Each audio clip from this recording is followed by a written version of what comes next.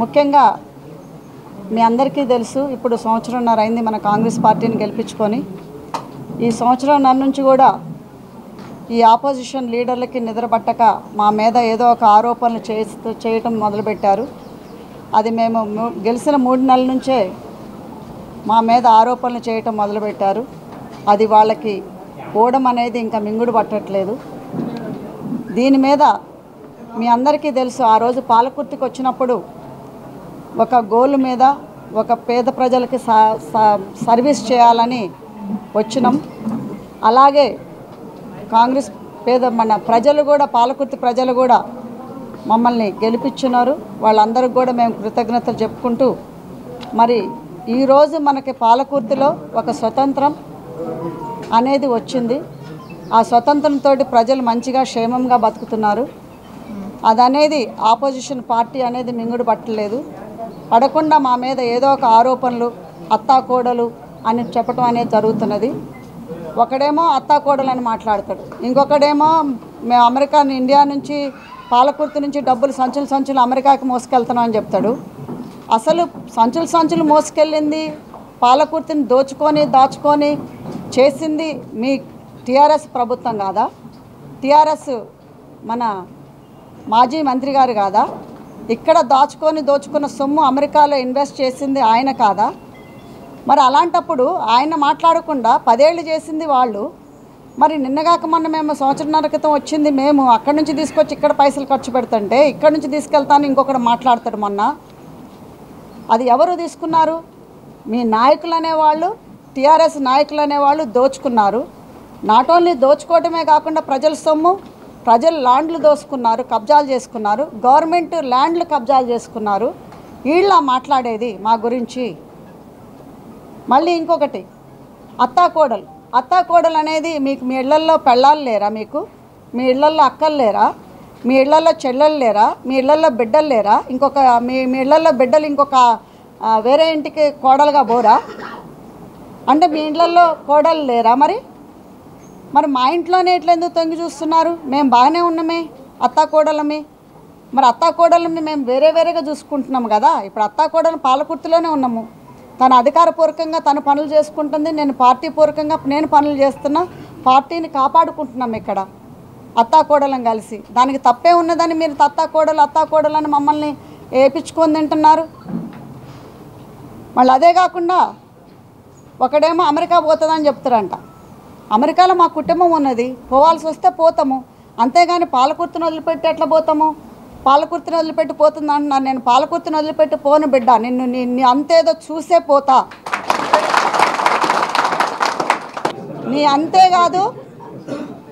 అంతేకాదు నువ్వు మా పార్టీలో వాడుకున్న పావులను అంతు కూడా నేను చూసే పోతా. అందాక మాత్రం పాలకుర్తిని వదిలిపెట్టేదే లేదు. నీకు ఇప్పుడే కాదు, రేపు రాబోయే ఎలక్షన్స్లో, లోకల్ బాడీ ఎలక్షన్స్లోనే కాదు, ఇంకా 4 ఏళ్ల తర్వాత అసెంబ్లీ ఎలక్షన్స్తో కూడా నేనే కాదు పాలకుర్తి ప్రజలు కూడా నీకు బుద్ధి చెబుతారు. నువ్వు ఇప్పుడు మమ్మల్ని ఆడోళ్ళని కూడా కాకుండా గెలిచిన దగ్గర నుంచి ఏదో ఒక రూపకంగా మమ్మల్ని మా మీద ఆరోపణలు చేసి మమ్మల్ని ఏడిపిస్తున్నారు. ఈ ఏడుపు అనేది మీకు ఉత్తగానే కట్టుకోదు. మీకు తప్పకుండా మా ఏడుపు మాత్రం మీకు తప్పకుండా కొట్టుకుంటుందని ఈ సందర్భంగా నేను తెలియజేస్తున్నా దయాకర్ రావు గారికి. ప్లస్ ఆ చెంచాగిర్లు ఎవరైతే ఉన్నారో, ఎవరైతే నువ్వు కోవిట్లుగా పెట్టి చేపిస్తున్నావో ఈనాడు ఆరోపణలు మా మీద, వాళ్ళకి తప్పకుండా మాత్రం చర్య తీసుకుంటాం. తప్పకుండా ఏదో ఒకటి మాత్రం జరుగుతుంది. ఎందుకంటే ఎన్ని రోజుల్లో దాగదు. నువ్వు నేర్చుకోవచ్చు, 10 ఏళ్ళు రాజకీయం చేసి ఇక్కడ టీఆర్ఎస్ ప్రభుత్వం ఉంచి కోవిట్లుగా నువ్వు చేసిపోవచ్చు. కానీ ఆ కోవిట్లు ఎవరో మాకు తెలుస్తుంది. కోవిట్లు మాత్రం తప్పకుండా ఏర్పడేసేదే. నీకు ఇన్ఫర్మేషన్ ఎట్లా ఇస్తారో అప్పుడు మేము చూస్తాం. మళ్ళీ ప్రజల్లో నుంచి మరి ఇంకొకటి మాట్లాడుతారు, వీళ్ళ పని అయిపోయింది, వీళ్ళు వెళ్ళిపోతారని. అంటే ప్రజల్ని మేము వెళ్ళిపోవటానికి, మేము అయిపోవటానికి ప్రజల్ని ఏమన్నా మీకు అప్పచెప్పిపోతాం అనుకుంటున్నారా? పాలకుర్తి ప్రజలు అనేవాళ్ళు తెలియకల్లోళ్ళు. పాలకుర్తి ప్రజలు అనేవాళ్ళు నిన్ను ఓడించి చూపించిండ్రు, ఇంకా చేస్తారు రేపు రాబోయే ఎలక్షన్స్లో కూడా. మళ్ళీ అదే కాకుండా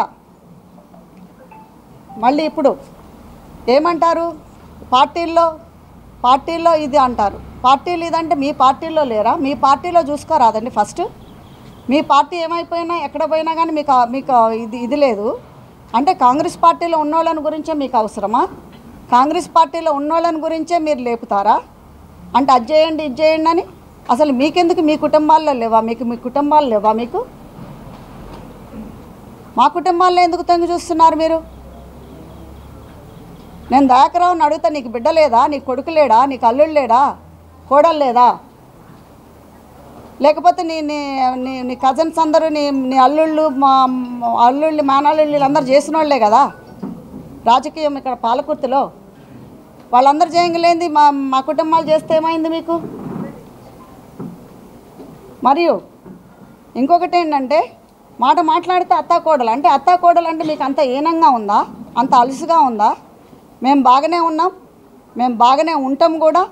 మేము తప్పకుండా కూడా మిమ్మల్ని మీ ఓడమేంటో మేము ఈసారి ఎలక్షన్స్లో 4 ఏళ్ల తర్వాత కాదు, రేపు లోకల్ బాడీ ఎలక్షన్స్లో కూడా గెలిచి చూపిస్తాం బిడ్డ. నీకు నేను చెప్తున్నా, ఈరోజు ఎవరైతే నువ్వు యూట్యూబ్ ఛానల్స్ని పెట్టి నువ్వు చేపిస్తున్నావో వాళ్ళకు కూడా ఇదే ఖబర్దార్.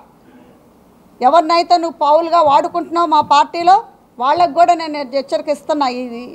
ఈ ప్లాట్ఫామ్ మీద మీరు మాత్రం బంద్ చేయకపోతే మాత్రం తప్పకుండా చర్యలు తీసుకోవాల్సి వస్తుంది ఇమీడియట్గా.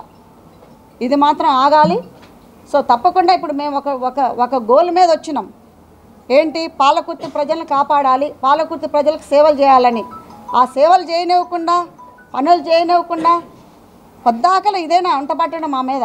ఇదని చేయమా? లేకపోతే సేవలు అనే చేయమా? పాలకుర్తి ప్రజలకి పాలకుర్తి ప్రజలను డెవలప్ అనే చేయమా? లేకపోతే స్వచ్ఛంద సేవ మా ట్రస్ట్ ద్వారా పనులే చేయమా? ఏది చేయకుండా అడ్డుపడుతున్నారు. అడ్డుపట్టమే కాకుండా ఇలాంటివన్నీ ఆరోపాలు చేసి మమ్మల్ని టైం వేస్ట్ చేసి మమ్మల్ని ఇది చేసుకుందాం అనుకుంటున్నారా?